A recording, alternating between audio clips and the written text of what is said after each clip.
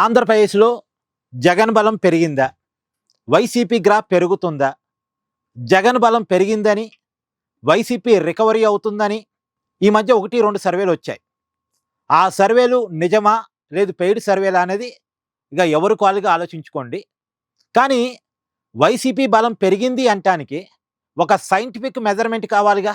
ప్రస్తుతం జగన్మోహన్ రెడ్డి గారి సభలకి వస్తున్నటువంటి సమీకరించుకున్న జనాలను చూసి జగన్ బలం పెరిగిందని చెప్పలేముగా. వైసీపీ కార్యకర్తలు జగన్ సీఎం, జగన్ సీఎం అని స్లోగన్ ఇస్తున్నారు కాబట్టి వాళ్ళ నినాదాలు విని జగన్ సీఎం కాబోతున్నాడు మళ్ళీ అని అనలేంగా. అవి కొలమానాలు కాదు, అవి సైంటిఫిక్ మెజర్మెంట్స్ కావు. సైంటిఫిక్ మెజర్మెంట్స్ ఏంటి? ఎన్నికలు వచ్చినప్పుడు ప్రజలు ఇచ్చే ఫలితాలు మాత్రమే సైంటిఫిక్ మెజర్మెంట్. ఇప్పుడు 2024 ఎన్నికల్లో వైసీపీ దారుణమైన ఓటమిని చవి చూసింది. 151 సీట్ల నుంచి 11 సీట్లకు పడింది.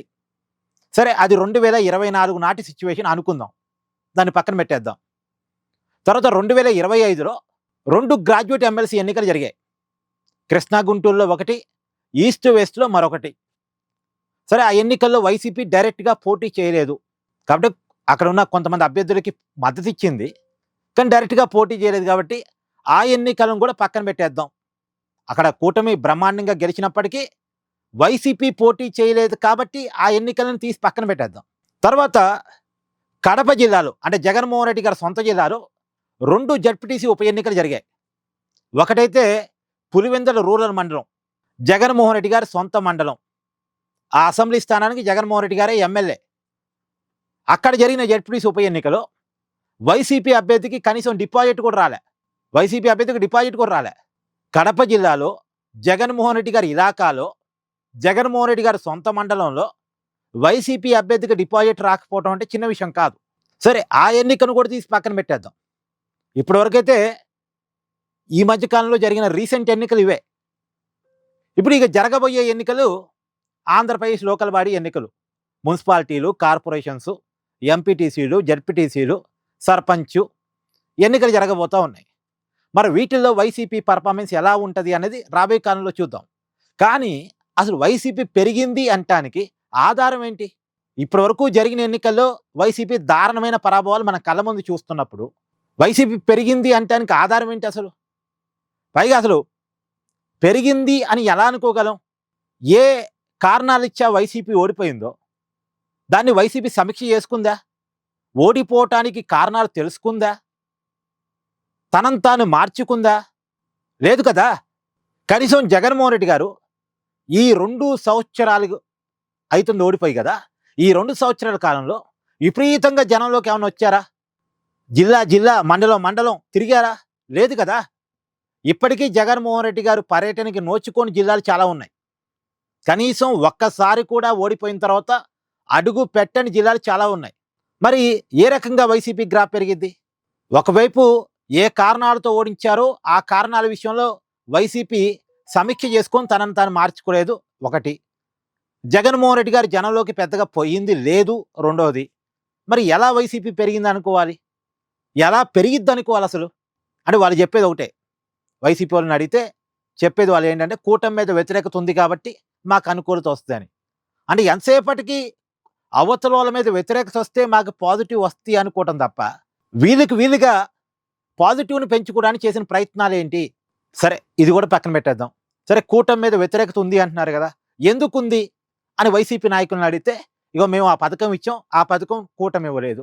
మరి వాళ్ళు ఇంకో పథకం ఇచ్చామంటున్నారు కదా, మీరు అమ్మఒడి ఒక్కరికి ఇస్తే వాళ్ళందరికీ ఇచ్చామంటున్నారు, ఎంతమంది పిల్లలు ఉంటే అంతమందికి.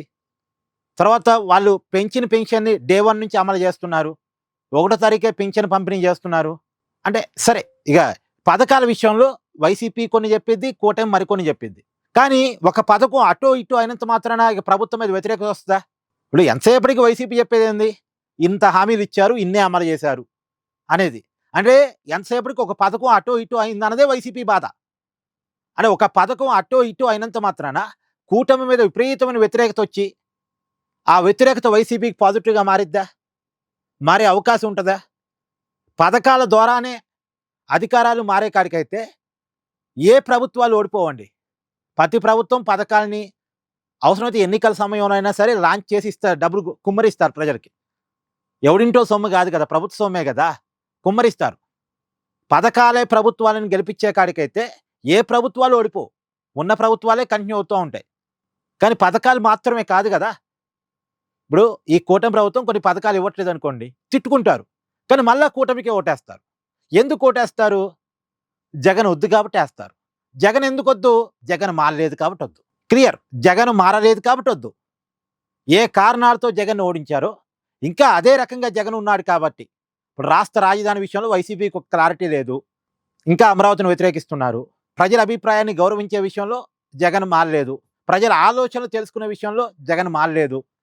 డెవలప్మెంట్ విషయంలో జగన్ ఆలోచన మారలేదు. కాబట్టి జగన్ మారలేదు కాబట్టి జగన్ వద్దు. జగన్ వద్దు కాబట్టి కూటమి కావాలి. చివరికి వైసీపీ ఓటర్లు కూడా చిన్న చిన్నగా కూటమి వైపు కన్వర్ట్ అవుతున్నారు. మీకు కావాలంటే లెక్క చెప్తా. నేను గతంలో కూడా చెప్పాను, మళ్ళీ చెప్తా. 2014లో వైసీపీకి 45% ఓట్ బ్యాంక్ వచ్చింది. వైసీపీ పార్టీగా మొట్టమొదటి అసెంబ్లీ ఎన్నికల్లో ఆ పార్టీకి 45% ఓట్ బ్యాంక్ వచ్చింది. అదే 2019కి వచ్చేసరికి వైసీపీకి 50% ఓట్ బ్యాంక్ వచ్చింది. కానీ మొన్న 2024కి వచ్చేసరికి ఆ పార్టీకి వచ్చింది 40% కూడా రాలే, 40% దగ్గరకు వచ్చి ఆగారు.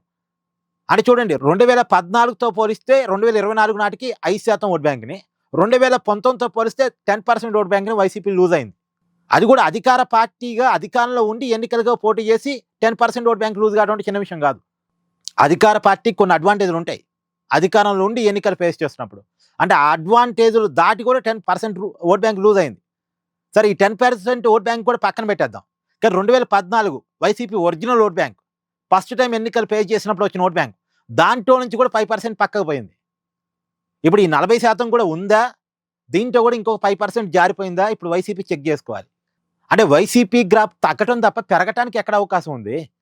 వైసీపీ గ్రాఫ్ తగ్గుతుంది కాబట్టి వైసీపీ కార్యకర్తల్లో జూనియర్ ఎన్టీఆర్ పార్టీ పెడితే బాగుండు, అల్లు అర్జున్ పార్టీ పెడితే బాగుండు, కూటమికి వ్యతిరేకంగా ఇంకెవరన్నా వచ్చి రాజకీయాలు చేస్తే బాగుండు. ఎందుకంటే వీళ్ళు కూటమి వైపు వెళ్ళలేరు. కూటమి వ్యతిరేక శక్తులే వైసీపీ వెనకాల ఉన్నారు. వీళ్ళంతా ఒకప్పుడు కాంగ్రెస్, తర్వాత వైసీపీ. వీళ్ళు కూటమి వైపు వెళ్ళలేరు. వెళ్ళినా వీళ్ళకి రాజకీయ అవకాశాలు ఉండవు.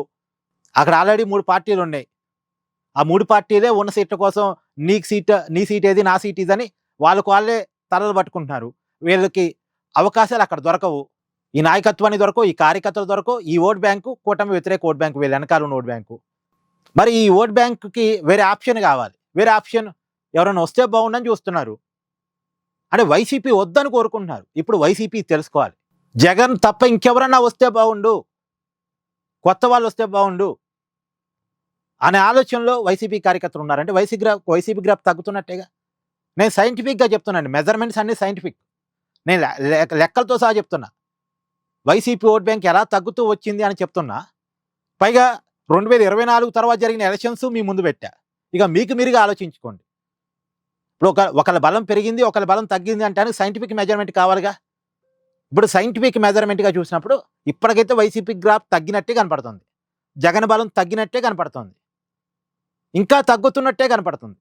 ఒకవేళ రేపు లోకల్ బాడీ ఎన్నికల్లో వైసీపీ తన పర్ఫార్మెన్స్ చాటింది అనుకోండి, లేదు వైసీపీ కొంత రికవర్ అవుతుందని మనం చెప్పుకోగలం.